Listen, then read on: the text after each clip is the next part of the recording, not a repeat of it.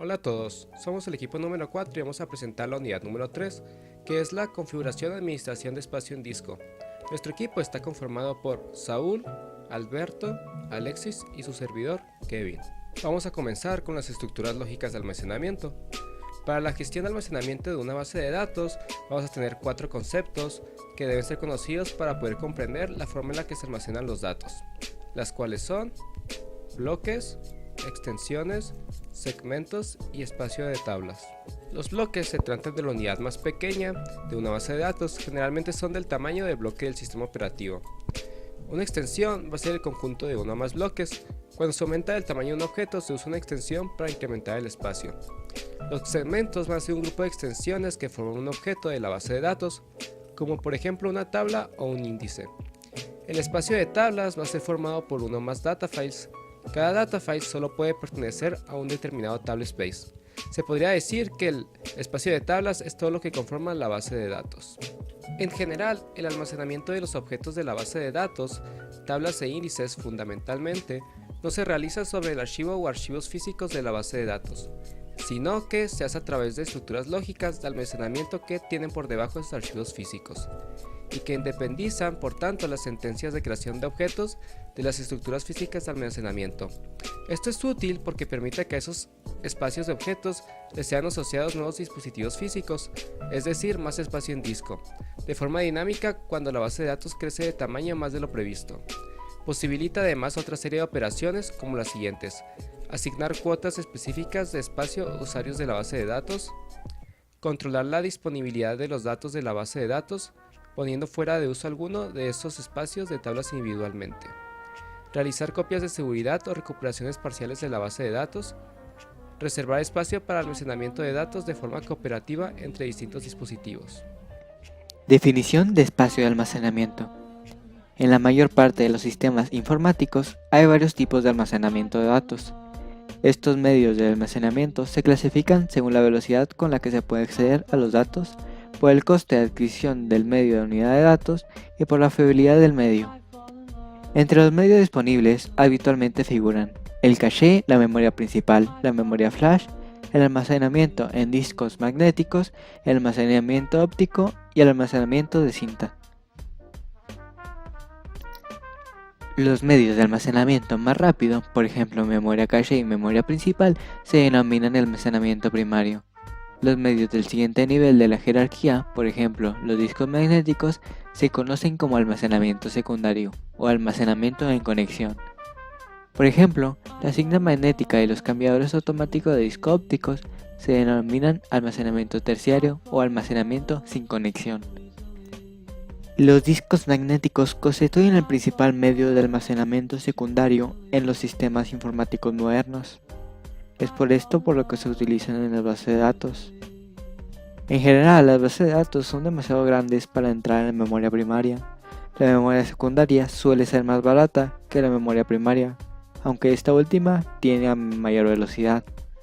La memoria secundaria es más útil para el almacenamiento de datos permanente, puesto que la memoria primaria es volátil.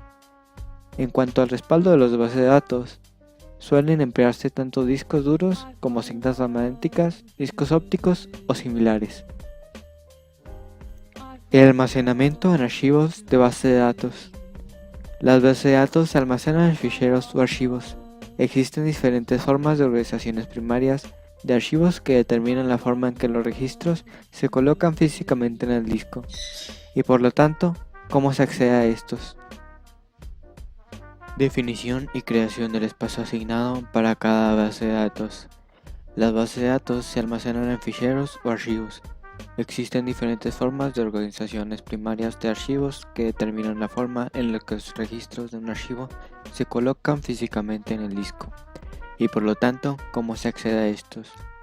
Las distintas formas de organizaciones primarias de archivos son archivos montículos, o no ordenados, archivos ordenados o secuenciales, archivos de direccionamiento calculado, árboles B, se vale de la estructura del árbol para colocaciones de registros, organización secundaria o estructura o acceso auxiliar.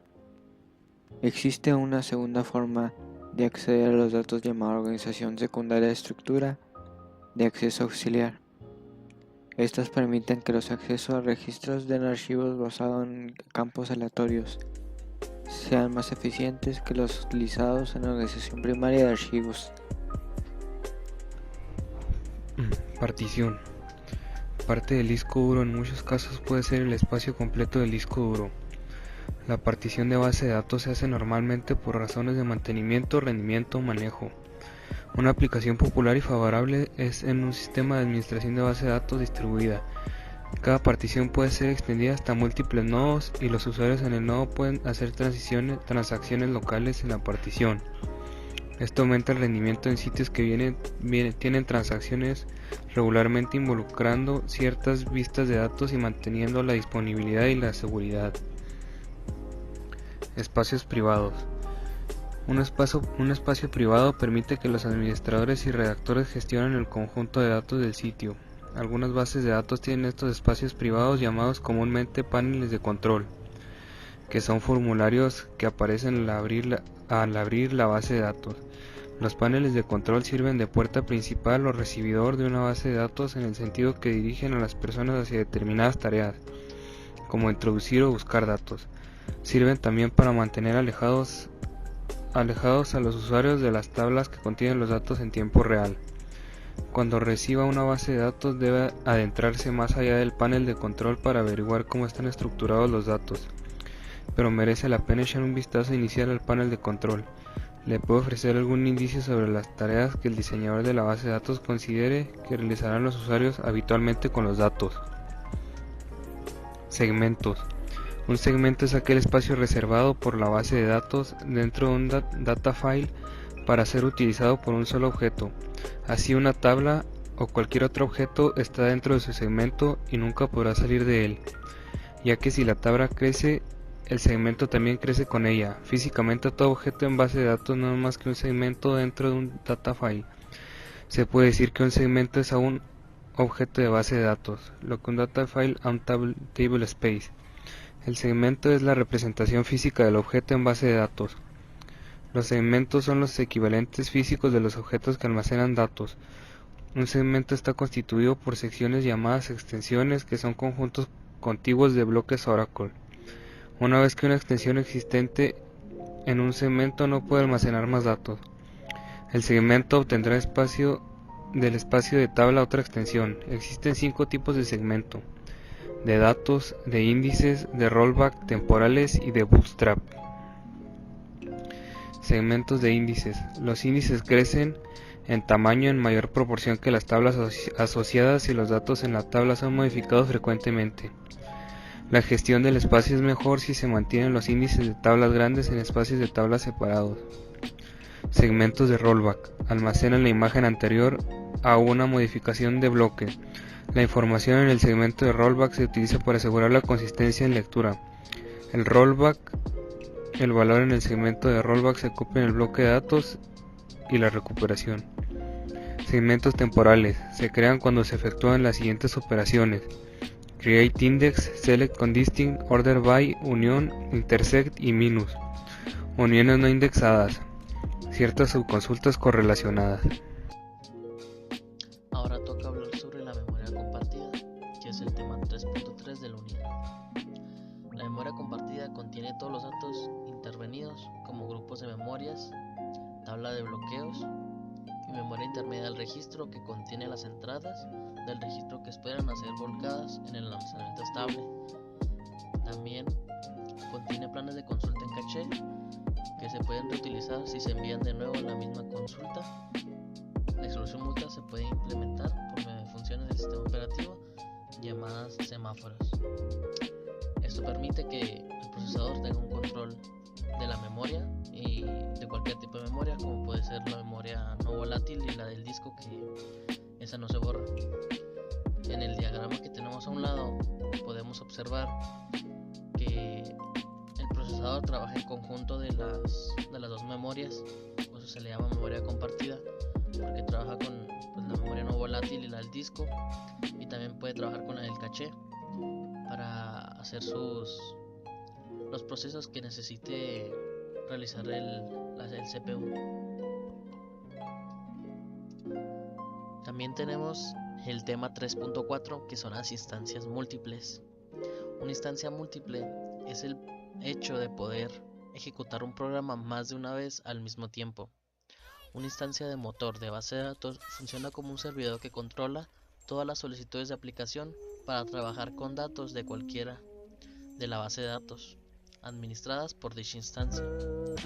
La conexión se ejecuta en una conexión de red si la aplicación y la instancia están en equipos independientes, por lo cual si se requiere hacer dos conexiones en un mismo equipo, esta no se va a realizar con éxito. La conexión no se va a realizar con éxito.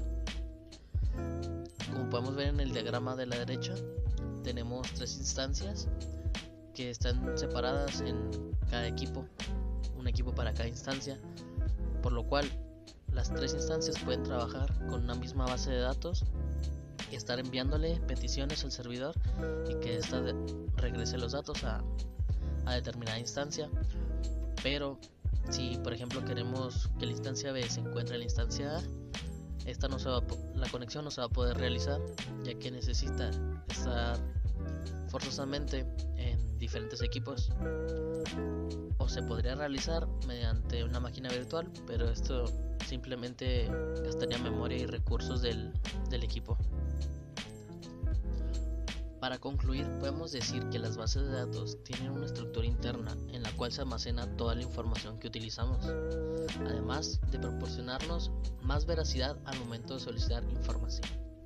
Esto quiere decir que nos muestran la información correctamente. La manera de almacenamiento que utilizan las bases de datos es sorprendente, ya que divide toda su estructura en partes para que cada una realice una función en específico de todo el almacenamiento, para así poder manipular los datos de una manera más eficaz. Las bases de datos, para poder salvaguardar su información, recurren o hacen uso de dispositivos específicos para el almacenamiento. Dichos dispositivos tienen características diferentes y al hacer uso de ellos debemos escoger el cual nos convenga y cumpla con las características que nosotros estamos buscando. Un ejemplo de ello son los servidores. En la elaboración de este trabajo se logró comprender la manera en que se almacena la información y la propia base de datos mediante el uso de dispositivos y espacios estáticos para su ubicación y con ello poder tener un mejor funcionamiento. Además de lo importante de conocer la estructura interna de las bases de datos para lograr comprender cómo se estructuran los datos de una manera interna. Y pues muchas gracias y hasta luego.